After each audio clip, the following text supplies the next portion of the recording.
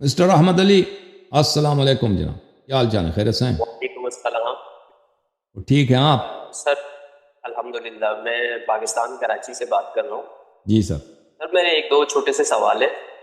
جی یہ سنی کتب میں جو خالد بن ولید کی شجاعت کی اتنی موٹی موٹی کتابیں پڑھنے کو ملتی ہیں، تو اس بارے میں آپ کا کیا عقیدہ ہے خالد بن ولید کا اور ابو عبیدہ؟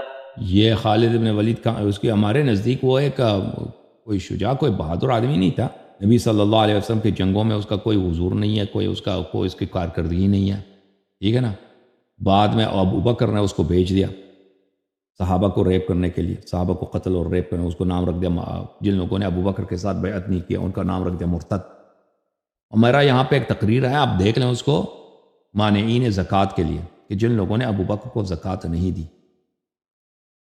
خالد ابن ولید کیا کرتا تھا؟ خالد ابن ولید فوج کے ساتھ لے کے جاتا تھا رات کی، وہ بھائی میں کوئی قبیلہ ہے مسلمانوں کا، وہ رہ رہے ہیں بھائی عرب میں صحرا میں، تو یہ رات کو جاتے تھے وہ قبیلے کے باہر. وہ بیچارے وہ تو جنگ کے لیے تیار تو نہیں تھے قبیلے والے. اب ایک فوج آ گئی باہر سے، وہ قبیلے میں فرض کریں اس میں 20 آدمی مرد ہیں، 20 فیملیز ہیں، 40 آدمی وہاں پہ مرد ہیں. یہ لوگ 1000 آدمی آ جاتے ہیں، رات کی تاریکی میں گھیر لیتے ہیں اس کو، پھر حملہ کرتے ہیں، ان کے مردوں کو ذبح کرتے ہیں، عورتوں کے ساتھ یہ زیادتی کرتے ہیں، اور ان کے مال وغیرہ جو ان کا نام کیا رکھا تھا؟ مرتد رکھا تھا ان لوگوں نے. میں آپ کو دکھا دوں کہ یہ ردہ کے لوگوں جن کو خالد ابن ولید نے ان کے ساتھ جو کیا، ان کی بہادری یہی ہے نا. انہوں نے غریبوں کے ساتھ مسلمانوں کے عورتوں کو اٹھا کے لے گئے. یہ مانعین زکوٰۃ جو تھے یہ کافر نہیں تھے، یہ ابو بکر کو وہ دینے کے لیے تیار نہیں تھے، زکوٰۃ دینے کے لیے. یہ ملاحظہ فرمائے کتاب بخاری چاپ دار احیاء تراث العربی، یہاں پہ ملاحظہ فرمائی کتاب الزکوٰۃ میں حدیث 1399 صفحہ نمبر 252 ہے. ابو ہریرہ روایت کرتے ہیں. میں اس کو فل پیج کرتا ہوں پھر آپ کے پاس آ جاتا ہوں. ابو بکر پیغمبر صلی اللہ علیہ وسلم کی جب وفات ہوئی ہے، وکان ابو بکر رضی اللہ عنہ، اور ابو بکر خلیفہ بنے. وکفر من کفر من العرب، اور کافر بن گئے عرب میں سے جو کافر بن گئے. یہ جو کافر بن گئے یہ کیسے لوگ تھے؟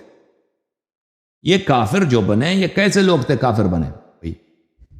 فقال عمر، یہ عمر کے سوال و جواب سے ابو بکر کے ساتھ پتہ چلتا ہے یہ کیسے کافر تھے. بھائی یہ واقعا کافر تھے. فقال عمر کیف تقاتل الناس، عمر نے ابو بکر سے کہا تم کیسے لوگوں کے ساتھ قتال کرو گے، جنگ کرو گے. وقد قال رسول اللہ صلی اللہ علیہ وآلہ، رسول اللہ صلی اللہ علیہ وسلم نے فرمایا امرت ان اقاتل الناس حتی یقولوا لا الہ الا اللہ، اللہ نے مجھے حکم دیا ہے کہ میں ان لوگوں کے ساتھ اس وقت تک جہاد کروں، قتال کروں جب تک وہ لا الہ الا اللہ کہہ دیں، محمد رسول اللہ صلی اللہ علیہ وسلم کہہ دیں. فمن قالها، جو یہ کہہ دیں، فقد عصم منی مالہ ونفسہ الا بحقی وحسابہ علی اللہ، جو لا الہ الا اللہ محمد رسول اللہ صلی اللہ علیہ وسلم کہہ دیں میں اس کے ساتھ قتال نہیں کروں گا، اور اس کا جان و مال محفوظ ہے، مگر یہ کہ وہ اگر کسی کا قتل کر دیں تو اس کا قصاص ہوگا. تو اس سوال و جواب سے آپ خوب بخوبی اندازہ لگا سکتے ہیں کہ جن کو یہ کافر کہتے تھے وہ سب کلمہ خوان تھے، وہ منکر نہیں تھے، مرتد نہیں بنے تھے بھائی. اور یہ جو کہتا ہے نا ابو ہریرہ کہتا ہے کفر من کفر من العرب، عرب میں سے جو کافر بنے وہ کافر بنے. یہ ان کا کفر کیا تھا؟ ان کا کفر یہ کفر نہیں تھا کہ وہ مرتد بن گئے، نہیں، وہ کلمہ گو تھے. اگر وہ کافر بنے تھے تو عمر یہ جملہ کیوں کہتا ہے؟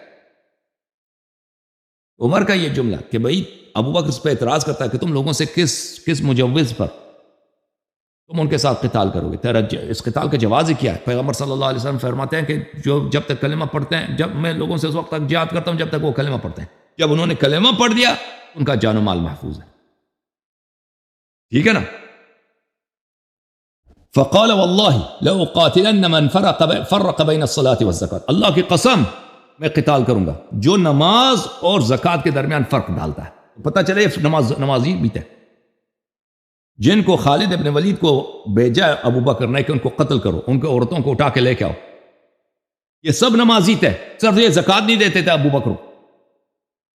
فإن الزکاة حق المال، زکوٰۃ مال کا حق. واللہ لو منعونی عناقا كانوا يؤدونها الى رسول اللہ صلی اللہ علیہ وسلم، اللہ کی قسم اگر وہ ایک بکری وہ پیغمبر کو دیتے تھے اگر مجھے نہ دے، اگر ایک بکری بھی مجھے جو رسول اللہ صلی اللہ علیہ وسلم کو دیتے تھے مجھے نہ دے تو میں ان کے ساتھ قتال کروں گا.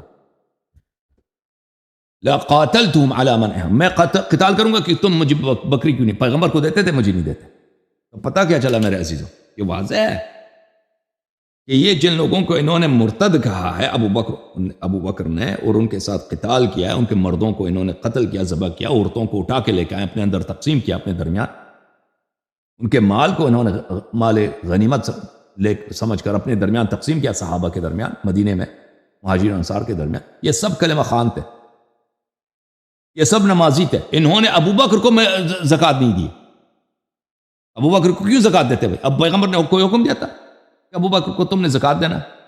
ابو بکر نے کو رسول اللہ صلی اللہ علیہ وسلم نے کوئی خلیفہ بنایا تھا کہ یہ لوگ ابو بکر کو دے دیں؟ یہی حدیث مسلم میں بھی ہے میرے محترم، صحیح مسلم، چاپ دار الفکر، سنہ 2003 میں چھپی ہے بیروت لبنان میں، صفحہ نمبر 40 میں، یہ حدیث نمبر 23، حدیث نمبر 20 بلکہ وہی حدیث ہے بھائی جو بخاری سے میں نے بھی آپ کو پڑھ کے سنایا. یہ کتاب ہے احکام القرآن یا ابی بکر الجساس. ابو بکر رازی جساس احناف کا بہت بڑا مجتہد تھا بغداد میں 4ویں صدی کے ابتدا. اچھا، کتاب چھپی ہے بیروت دار حیات تراث میں سنہ 1992 میں. اس میں ملاحظہ فرمائیے یہاں پر صفحہ نمبر 271 میں، جن لوگوں نے ابو بکر نے ان کو مرتد کہہ کے ان کو قتل کیا، خالد بن ولید کو بھیج کے. سیف اللہ ہے بھائی، سیف اللہ نے کیا کیا، کن لوگوں کو بھیجا؟ انہوں نے ان کا یہ کہنا تھا، قال یا ابا بکر نحن نزکی ولا ندفعها الیک. اور لوگوں نے کہا تھا بھائی ابو بکر ہم زکوٰۃ دیتے ہیں، آپ کو نہیں دیں گے بھائی، آپ کو کیوں زکوٰۃ دیں؟ آپ کو کیوں زکوٰۃ دیں؟ آپ کو کس نے خلیفہ بنایا؟ مدینے والوں نے خلیفہ، ہم مدینے والے نہیں، پیغمبر نے تو نہیں بنایا نا. جب تک پیغمبر زندہ تھے ہم پیغمبر کو دیتے تھے، آپ کون ہے بھائی آپ کو زکوٰۃ دے دیں؟ فقال لا والله حتى اخذها كما اخذها رسول الله صلی اللہ علیہ وآلہ واضعها مواضعها. ابو بکر نے کہا نہیں ہو سکتا، آپ پیغمبر کو دیتے مجھے نہیں دیتے. اللہ کی قسم جب تک جس طرح نبی صلی اللہ علیہ وسلم کو دیتے تو مجھے بھی اسی طرح نہ دو، میں تمہارے سے قتال کروں. پھر خالد ابن ولید کو قتل عام اور ریٹ اس پر اس نے بھیجا. اور اگلے صفحے میں وہ فرماتے ہیں صفحہ نمبر 272 میں، فاخبر جميع هؤلاء الرواة ان الذين ارتدوا من العرب انما كان ردتهم من جهة امتناعهم من اداء الزکاة. روات سب نے کہہ دیا کہ بھئی جن کو ابو بکر مرتد کہتا تھا نا، ابو بکر نے مرتدین کے ساتھ جہاد کیا. وہ مرتدین کون تھے؟ وہ مرتدین اس لیے تھے کہ وہ زکوٰۃ نہیں دیتے تھے. وذلك عندنا على انهم امتنعوا من اداء الزکاة على جهة الرد لها وترك قبولها فسموا مرتدین.